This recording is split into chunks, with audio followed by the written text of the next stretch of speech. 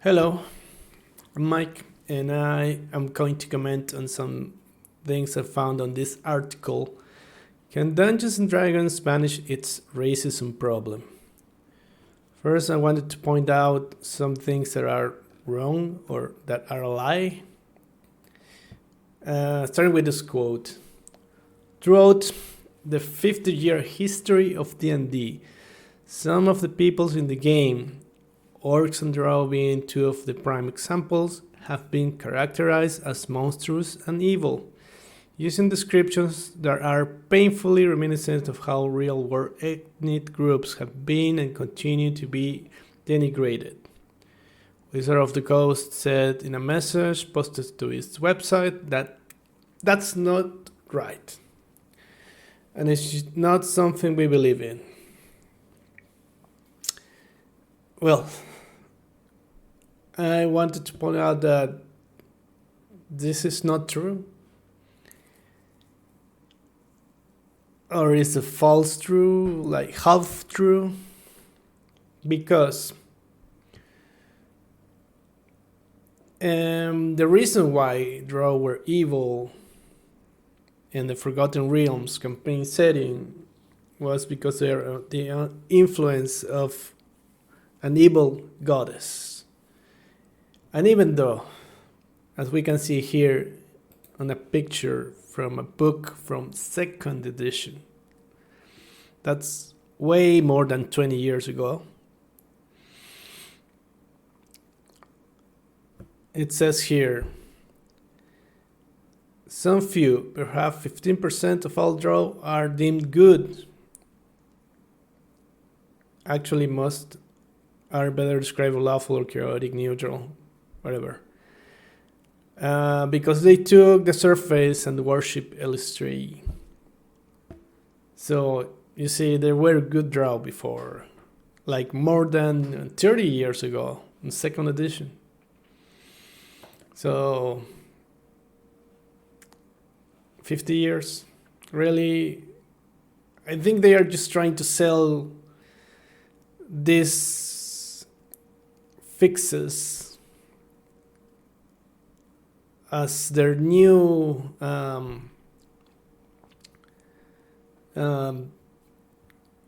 don't know, crusade against injustice, when these things have been changing since 30 years ago, I guess. For example, the Eberron campaign setting already changed that paradigm of evil and good. In the Eberron campaign setting, monsters and people and everything didn't have a set alignment. You could find a good red dragon, an evil silver or golden dragon, because one of the things from the setting is that it was a setting where there was that moral ambiguity is part of the style, right? And this setting is from 2004, 18 years ago. So I would say that through 50 years of history, Drow and Orcs being pictured as monsters and evil is, in the best light, a half true. Now, about real people. I think it doesn't bother me how other people portrays my ancestry. I mean, when I saw some movies like, I don't know, Indiana Jones or whatever, then they portrayed people from our country in a certain way, I only can just laugh and feel pity about them. I'm not pity, just laugh because it's just silly. But anyways, I think it has more sense to change things that are talking about real people. Like, for example, how they changed the Romani and the Ravenloft setting. But under that logic,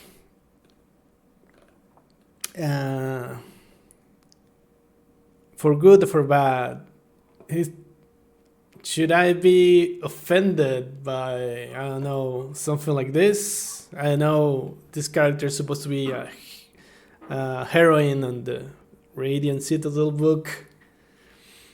Well, starting, I don't know why she has like modern shoes when it's supposed to be sort of a medieval setting or something, or medieval fantasy. Anyways, this character looks like one of my great grandmas, and I am sure she looks like some of my friends' mothers now. Come on, so are you telling me that my great grandma is a gnome? I don't care if it's for good, if it's a hero or whatever. And I'm just trying to make a point here because it doesn't bother me or anything.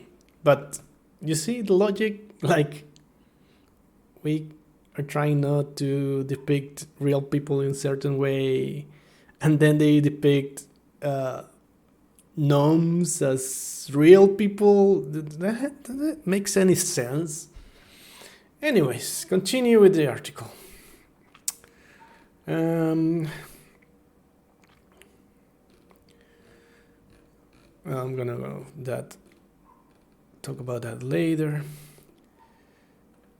I don't know who this Christian Twist is. I don't know, maybe someone famous, or I haven't heard the name, but it says they quote him saying that he is concerned that D&D may be unplayable if they took, orcs or whatever.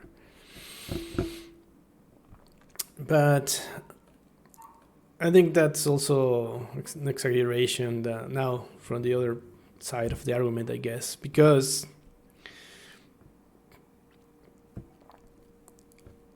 even though I see there could be a problem depicting creatures that are intellectually, culturally, and mentally similar in function to real life humans, let's say orcs or elves or whatever, or gnomes that look like my grandma. But there is other creatures that are inherently evil and good, which are demons and angels, and I don't see why not you can just use that on your campaign or whatever. But I'm not judging, just play whatever way you want. I don't care.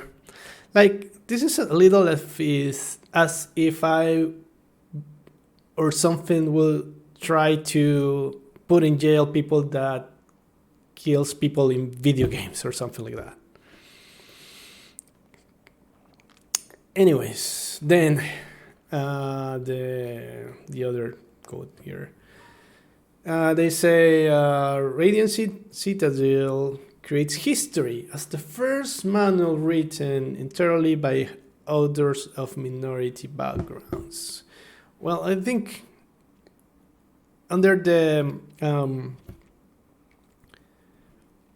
concept or description of racism as prejudice for good or for bad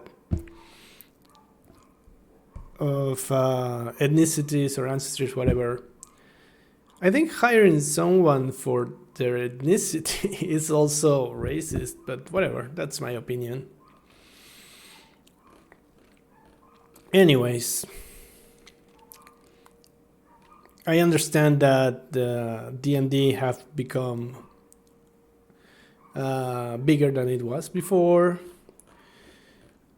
but certain things, the new players should know that some of this stuff is just pure lies. Like, for example, the concept that I heard someone saying, "Oh, what if I have half orc or half Goliath that was malnourished and lived in the streets? He probably wouldn't have a bonus to strength, right? About the races having specific bonuses. But that was also already covered in the 3.0 manual here. It says, remember, however, that this description is talking about how they describe the races. These descriptions apply only to the majority of each race members. Don't let a description of a race keep you from detailing your character as you like. Here, so in some races, some individuals diverge from the norms, and I remember reading on the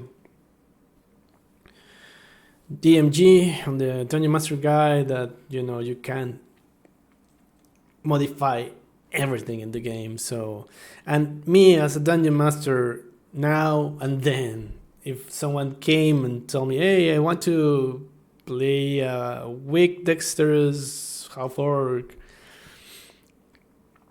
I would say, of course, go ahead, why not? So those concepts are also not new. Someone was saying on the internet that, specific stat bonuses or penalties are racist. But I don't think they are, because these imaginary people are supposed to be like if aliens came from space and they were more intelligent than us, would we call them racist for that fact? Or if they were stronger than us, is that racist or unfair? And that's what this races, quote unquote, were supposed to be, not humans. Even probably racist was not the right word. Probably it would have been better to call them species. I know that the species is defined by the capability of interbreeding. But in general, with certain exceptions, the only race that could interbreed with elves and dwarves was humans, with certain exceptions in general, as I said before.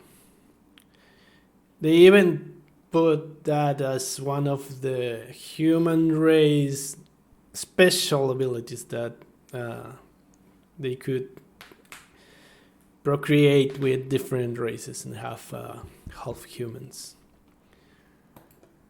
And speaking of half humans, some people is also get offended because of how half elves and half orcs were treated with discrimination in these fantasy worlds. But the point is that this kind of evils are not in fantasy games, or most of them are not there as examples of how you should behave in the world. This is not the Bible or a manual of how to behave, a manual of manners, or a manual of whatever, law. No, it's fantasy. And this stuff is in the games to create conflict, and the heroes are supposed to fight this conflict. Also, I don't care if you play heroes or assassins or whatever, as it's the same for me as if you play, I don't know, Grand Theft Auto and you kill people. I don't care as long as you don't do it in real life, right? On the other hand, I understand, like, for example, if I understand that some people may have suffered real life racism, and the subject in general can be harmful for them. As I don't know, for example, if someone whose parents were killed, for example,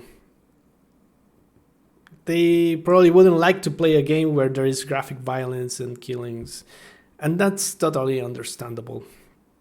But that's why we can talk, right? That's why we have session zeros, and you can talk to the players before I mean, players you haven't played or met before, right? Because your friends, you probably know what they tolerate or not. And again, I don't see anything wrong whatever you want to play in fantasy, as long as you are a nice person in real life. That's what matters. Another example about inclusion is here are some pictures from 3.0. We already have female monks of color. Here, male of colors. Of color, sorry. We already have LGBT people depicted in Pathfinder's first edition, which is from 2000, I don't remember, 13 maybe, I don't remember. So these things are not new and are changing. Don't believe in these people that are getting on their high horses, trying to sell you the idea that they are the ones that just started a crusade against the injustice of racism and lack of representation or whatever. And well, that's it for today.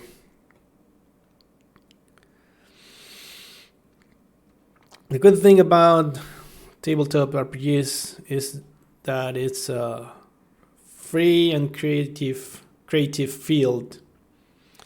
No company holds the monopoly over it. There is lots of independent creators or small companies that are making all sorts of products for all kinds of tastes and sensibilities. And of course, this I am not negating that there is some real racists out there that also are trying to push real racism into products. Like I heard something about something, I think about the new TSR, I don't remember, but I believe and I see in the posts of people, videos, tweets, blog posts, that the majority of people are not racist.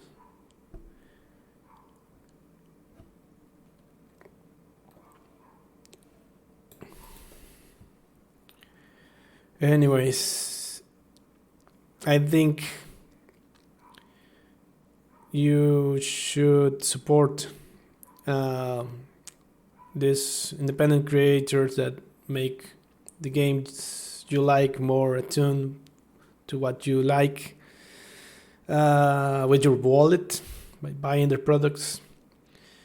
And I want to finish this video with this known phrase, right? That in the end, people should be judged by their actions, not by